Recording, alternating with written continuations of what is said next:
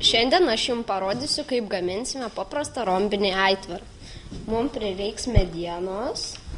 Mes pirmą pradėsime. Atsimatuosime 80 cm.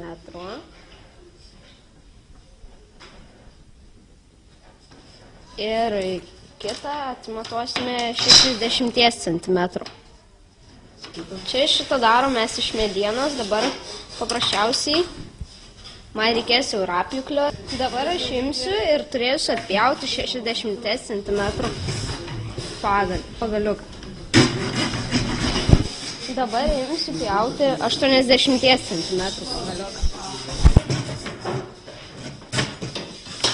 Štai mes dabar turime 60 ir 80 cm pagaliukus.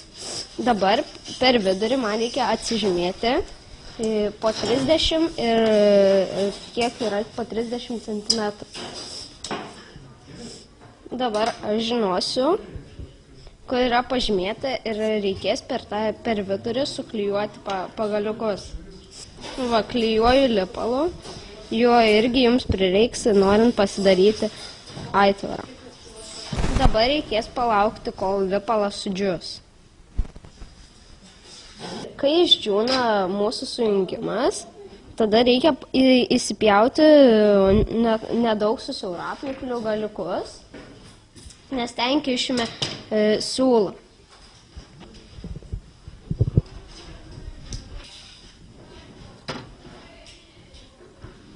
Toliau kišame į kitą, bet reikia kišti tvirtai, kad irgi laikytųsi. Šį kartą mums nereikės veržti, bet reikia pažiūrėti, kad būtų gerai įtempta. Štai kai baigiame, turime ant kiekvieno užpilti po lašiuką lipalą.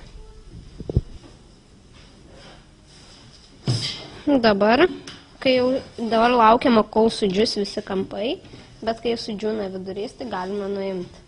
Aitvaro traukimui naudojam dovaninę plėvelę. Reikia pagalvoti, kad reikės truputį užlenkti, taigi reikia plačiau daryti. Štai dabar reikės iškirpti. Aitvarą galime nusikelti.